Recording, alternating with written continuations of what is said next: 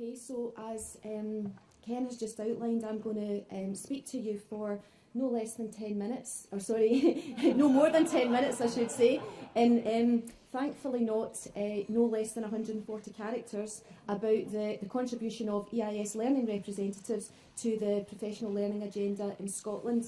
I'm hopefully within the time going to outline for you the context from which learning reps originally emerged, basically why they exist, how and where they operate, and give you a little flavour of the kinds of things that they do as well. So first of all, to the contractual situation in Scotland. As you can see here, a teacher's working week allegedly is 35 hours per week, but the part of the teaching profession for the 21st century contract is that teachers have an obligation to fulfil an ongoing commitment to continuing professional development to a maximum of 35 hours per year. This was born out of, at the time that this contract was negotiated, this was born out of a shared enhanced focus on teacher professionalism and a shared understanding that the quality of an education system can't exceed the quality of its teachers.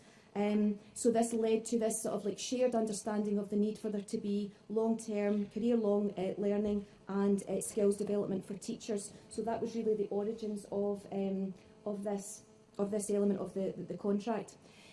Obviously, anything that's that's a contractual matter for our members is of interest to the EIS, but there are other drivers in terms of the EIS interest in the professional learning agenda.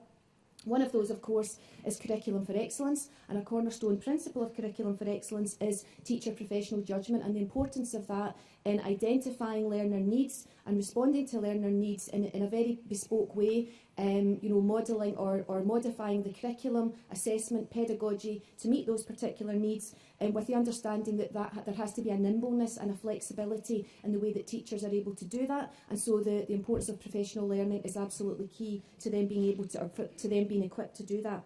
There's also the General Teaching Council for Scotland, for those of you who don't know. In order to practice as a teacher, certainly within the state system in Scotland at the moment, teachers have to be registered with the General Teaching Council, and they acquire that registration through showing that they have met the standard for registration. There are 3 sets of standards, but one of those is mandatory for teachers to meet. And in recent years there has been a further element to that with the introduction of what we call professional update, and that's a 5-yearly cycle within which teachers have to demonstrate ongoing engagement with, commitment to professional learning around the standard for registration, and they have to have that signed off every 5 years by their employer in order that they can continue in employment as a teacher within the Scottish education system. So obviously, again, that's a requirement. It's a requirement of their employment. So that's a matter of great interest to the EIS as a professional association and a trade union. So it's another reason why we're interested in this agenda. So the EIS is keen to provide support to members around the professional update agenda, and also we have a general interest in professional learning for a whole number of reasons that I'm about to outline for you just now. So the EIS sees professional learning as not only a requirement of a teacher's contract, but also as an entitlement. An entitlement because it's central to teacher identity. Teachers, by their very nature, they value learning, they value the learning of the children and young people that they teach, and of course they have a lifelong personal commitment to learning themselves. We regard professional learning to be absolutely essential to the authenticity and credibility of teacher professional voice. We want there to be strong teacher professional voice within the education community in Scotland, but that has to be underpinned by knowledge, it has to be underpinned by engagement with research and so on, and professional learning is a key means by which teachers can do that.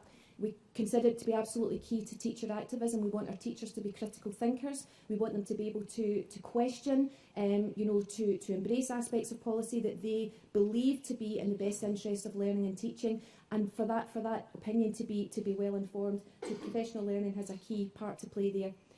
For us, it also is key to our trade union organising. Professional learning is a means by which we can recruit and retain members. It's a service that we offer to members. So in the early stages of their teaching career, it's a means by which we can attract new members to the EIS with the professional learning offer that we have. And it's also a means by which we can engage people who may not otherwise interact terribly much with the union. It's a way that we can engage them in union activity. So, for example, where we maybe see underrepresentation of women in particular aspects of trade union activity, we tend to have quite high uptake of professional learning by lots of our women members. Similarly, at the moment, we're organising a seminar for our black and minority ethnic members. They tend to be underrepresented generally in terms of union activity, but they're very keen in the way that we design this next bit of work for them, that it has a professional learning aspect to it. So it's a way of bringing in people who otherwise might be on the periphery of union activity, so very valuable from that point of view. And also we consider professional learning very often to be union learning. Quite recently we were delivering a series of workshops in conjunction with Scottish Government and Education Scotland colleagues around basically what was teacher workload. It was about managing excessive bureaucracy and giving teachers the tools and the language with which to challenge excessive bureaucracy as it presented itself in the classroom or in the staff room. So lots of benefits around professional learning, lots of benefits and opportunities that the EIS see around it.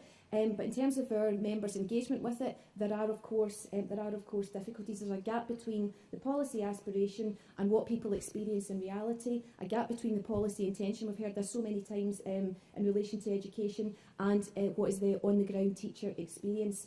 So the EIS solution to that, we're very positive. We're not defeated by that. Our solution to that, or certainly part of the solution, is these people here, EIS learning reps. Now, I have to assure you that none of them dress like this in real life. Okay, Susan can testify to that. She herself was an EIS learning rep, but this was really just symbolic of the super heroic type of work that they do, given the context that they're operating in and the many challenges that they face. So in terms of how we get our learning reps to take on that superhero stature, well, we train them. We recruit them and we train them, and we've been doing that on a continuous programme since 2002. We do this, there are 2 phases to the training. There's an introductory 6-week training package that people do largely online, and we're tweaking that a little bit this year, and that's delivered by TUC Learning. And that's followed by a much more intensive postgraduate module, which they do over a 3-month period with the University of the West of Scotland, and that requires a 10 to 13 hours per week commitment to undertake the work that's associated with the module. So really quite a hefty study workload in that regard. It's funded by the EIS in conjunction with Scottish Government, Scottish Union Learning Fund, and to date there's been over £100,000 worth of investment into that programme. It's now very well established across the country. Throughout the 15-year period that the Learning Reps initiative has been underway, we've trained over 200 of them, and we're very proud of that. In terms of their activity and where they operate within what are known as EIS local associations. We have 32 of them. They mirror the local government structure in Scotland, and local associations are entitled to the number of learning reps as equivalent to the size of their membership. Okay, so there's a correlation there between the size of the local association membership and the number of reps that are that can be recruited there. And the reps in local association areas operate across establishments, so there would be maybe between 2 and 6 reps per local association, and they would have a number of schools each that they would be engaging with members in. They also are active in college branches across Scotland. So currently there is 1 learning rep per college branch. That's maybe something that we're going to have to look at in the future, given the burgeoning size of merged colleges in Scotland, but that's something for us to think about in the future. But the critical thing here is that in order for someone to become an EIS accredited learning rep, they have to have approval from their local association or their branch before they would embark on the training. So it's not something that they do unilaterally. What do they do? Well, they do a whole number of things, and that kind of, it was the reason for the superhero allusion there in the earlier slide. They keep abreast of professional learning opportunities, they assist in identifying CPD needs and ways of improving opportunities for our members. They inform, advise and support teachers in accessing high quality CPD. They advocate for this with the employers, and they advise teachers on GTCS professional update. What else do they do? Because there's more. They organise professional learning events themselves, for example, around the health and wellbeing agenda. They arrange sessions on effective communication for teachers, around additional support needs agenda. Modern Languages 1+2, it's an initiative in Scotland just now to equip young people more ably in foreign languages, and a lot of the sessions also deal with aspects of rights at work. They do this either unilaterally or they do it with a range of partners. Ken actually alluded to that in his introduction. We sometimes work with the General Teaching Council, we work with Education Scotland, we work with the Scottish Union Learning, and we work with some third sector organisations as well. And on top of that, there are a whole range of university partnerships that our learning reps, together with support from EIS headquarters, have forged over the years. So we have partnerships with Aberdeen, with Glasgow, with Edinburgh, and there's a whole range of quite disparate activity goes on in conjunction with the various universities. How do they get time to do all this? Well, the 2002 Employment Act extended rights and recognition of trade union reps, so they get time off with pay to undertake appropriate training, time off with pay to perform their duties, and the terms of those agreements are decided locally. So, to sum up, the EIS recognises the centrality of professional learning to the effective delivery of learning and teaching. We regard it as an entitlement that must be demanded by teachers. We believe that teachers need to assert control over that agenda, that they are the self-directors of their own professional learning, and we view the EIS learning reps as having been pioneers, trailblazers and torchbearers within this whole agenda over the past 15 years. And if you want to find out more about them, you can visit eis.org/learning reps, or you can ask me any questions that you would like just now.